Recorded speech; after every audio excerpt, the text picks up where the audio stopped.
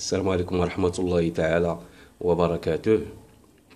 تلاميذي الأعزاء, je vais vous présenter dans cette vidéo donc la correction de la série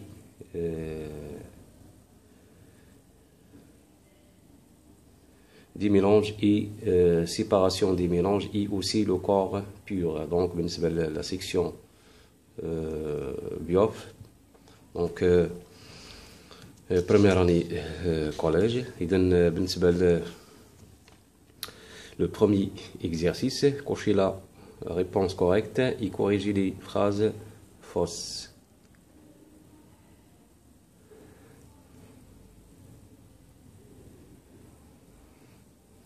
Donc بالنسبة l'eau et l'huile sont deux liquides non miscibles, donc c'est vrai. Donc l'alcool et l'eau forment un mélange hétérogène, donc c'est faux. Donc l'alcool et l'eau formant un mélange liquide homogène. Donc l'alcool est soluble dans l'eau.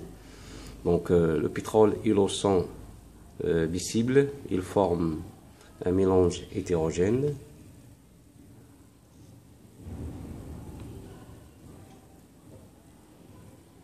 Donc le pétrole et l'eau sont miscibles, donc ils sont non miscibles et ils forment un mélange liquide hétérogène. Donc l'exercice 2, donc complétez le texte à trop par les mots suivants. Un mélange solvant soluté hétérogène, dissolution, solution homogène ne change pas. Alors, donc, au cours d'une dissolution, une substance appelée le soluté est dissoute dans un solvant. Donc, le résultat est une solution. Le soluté peut être solide ou un gaz. Donc, un mélange contient plusieurs espèces chimiques, alors qu'un corps pur ne contient qu'une seule. Dans un mélange homogène, les constituants ne peuvent être distingués, contrairement à un mélange liquide hétérogène. C. Lors de la fusion de la glace, sa masse ne change pas. Donc l'exercice 3, relier chaque méthode à ses caractéristiques. Donc on a trois méthodes. Il y a décantation, filtration, distillation. Donc la décantation consiste à laisser au repos un mélange, donne un mélange hétérogène. La filtration nécessite un filtre. La distillation comporte une vaporisation et une condensation, nécessite un chauffage. Donc, quatrièmement, le quatrième exercice, donc expliquer pourquoi il y a une différence entre la dissolution et la fusion. Donc, la fusion est le fait qu'un solide devient liquide par effet de température. Donc, et la dissolution est le fait de mélanger un corps solide ou bien liquide ou bien gaz dans un liquide qui s'appelle solvant. Donc, pour obtenir une phase homogène. Donc, solution égale soluté plus solvant. Cinquièmement, donc on prépare trois solutions de même volume d'eau en faisant fondre différentes quantités de sucre. Donc nommer chaque solution. Donc la solution c'est 10 grammes de sucre dans 10 millilitres. Donc il y a un dépôt de sucre. 5 grammes de sucre dans 10 millilitres, donc il y a une solution, on obtient une solution homogène. 1 gramme de sucre dans 10 ml d'eau. Bien, donc on obtient une solution homogène aussi. Donc la solution A, donc c'est une solution diluée. La solution B, donc solution concentrée. La solution C, c'est une solution saturée. Donc la solution A et B, donc si on calcule sa concentration massique, donc à dire le chaos, donc C, M est égal à M sur V, donc la masse de solutus sur la masse du solvant bien solution. Donc la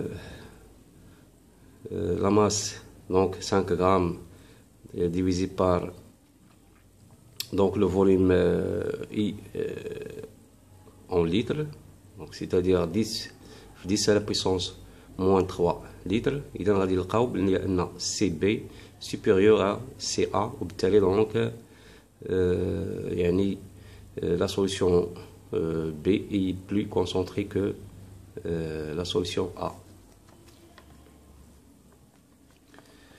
Donc غادي نشوفوا بالنسبة la suite, donc l'exercice 6, donc de l'eau minérale à l'eau pure. Donc pour distiller une eau minérale, on utilise le montage représenté ici ci-dessous. Donc voilà le montage de la distillation, donc c'est un distillateur. Donc les gens disent le schéma.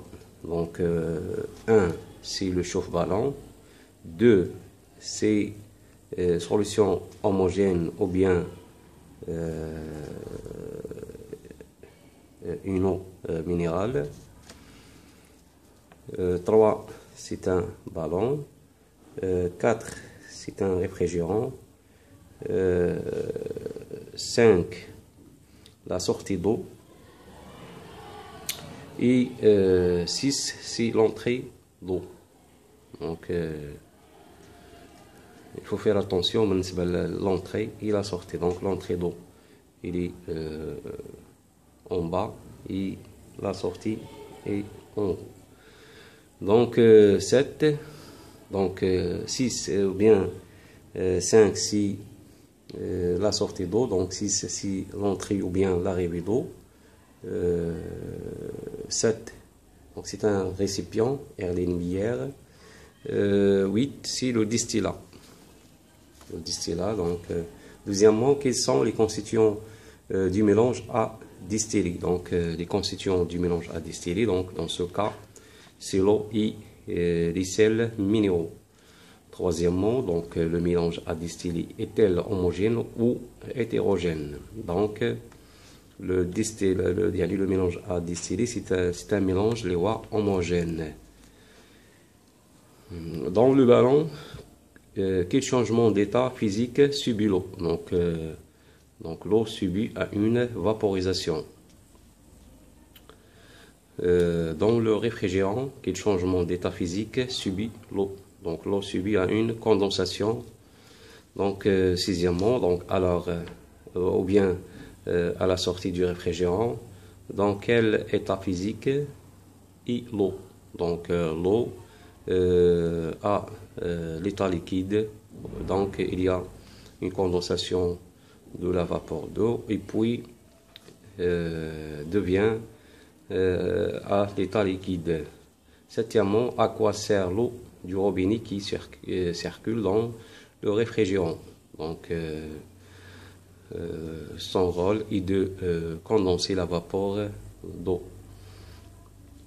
8. Donc le distillat est un mélange ou un corps pur. Justifiez votre réponse. Donc le distillat qu'on obtient, ou bien le liquide qu'on obtient d'après la distillation, donc c'est un corps liquide pur, car le sel reste dans le ballon. Donc on réalise une distillation qui consiste à séparer l'eau des constituants qu'elle contient. Donc, exercice 8, répondez par vrai ou faux. Donc, la vaporisation et le passage de l'état gazeux à l'état liquide. Donc, c'est faux. Donc, pendant l'ébullition de l'eau pure, la température ne varie pas. Donc, c'est vrai. Donc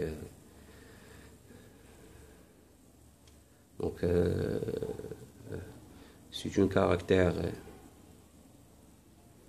يعني واحد الميزة كيتميز بها الجسم الخالص يعني l'eau pure. On observe un palier de température lors de la vaporisation de l'eau sucrée. Donc ça c'est faux. Donc le palier de température, c'est-à-dire on doit avoir une température constante au mélange. Donc la température n'est pas constante. Donc la bouée est à l'état liquide. Donc ça c'est vrai. Donc c'est donc c'est la condensation de la vapeur d'eau. Donc il est constitué de des gouttes d'eau. Donc son état est liquide. Donc la fusion de l'eau pure se fait à 100 degrés Celsius. Donc la fusion de l'eau, donc c'est faux. Donc la fusion de l'eau pure se fait à 0 degrés Celsius. Donc l'eau salée bout à température constante. Donc ça c'est faux. Donc l'eau salée est un mélange. Exercice 9, entourer la bonne réponse. Donc pour chaque question, une seule réponse est exacte. Donc la température d'ébullition de l'eau au sommet de la montagne totale I. Donc la pression diminue avec l'altitude. Donc et aussi la température d'ébullition diminue. Et donc on doit avoir une température inférieure à 100 degrés Celsius. يعني بالنسبة ممكن نلقاو 80 درجة سلسيوس، يعني هي درجة الغليان ديال الماء مع الارتفاع على قمة جبل توقال. دونك كيف ما كتلاحظوا هنايا بالنسبه لا كوكوت، بالنسبه لا بريسيون augmente. Donc l'ébullition de l'eau donc se fait supérieure à 100 degrés Celsius. يعني في هذه الحاله ديال الكوكوت يعني درجة الحرارة كتكون درجة حرارة الغليان ما بقاتش كتكون اللي هي 100، إذا كتكون تقريبا هي 120 degrés Celsius. C'est-à-dire donc il dépend de la pression. Lors de la solidification d'un corps pur, sa température donc ne change pas. Donc elle reste constante. Donc il y a un changement d'état d'un corps pur. Donc exercice 10. Donc on fait chauffer deux liquides A et B séparés. Lors de l'ébullition, on repère la température de chaque liquide Au bout d'une minute, on obtient les résultats suivants. Donc la durée en minutes, donc la température du liquide A en Celsius. Donc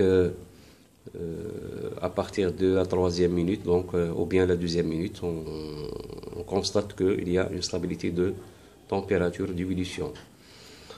Donc le deuxième liquide, la température du liquide B en Celsius, donc il n'y a pas donc la température elle n'est pas stable. Donc il y a premièrement quel est le liquide qui représente un corps pur. Donc selon les valeurs de la température du liquide. Donc A représente un corps pur. Donc il y a une stabilité de température donc lors de l'ébullition. Donc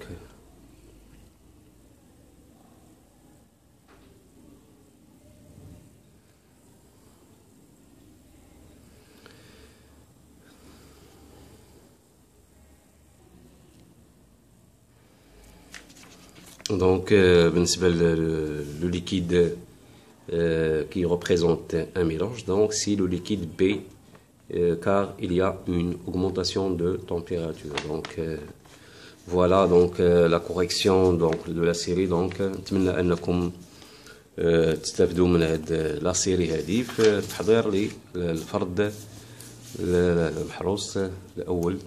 اذا اتمنى لكم مزيدا من التوفيق والنجاح، وشكرا على انتباهكم، والى اللقاء في فرصة قادمة بحول الله.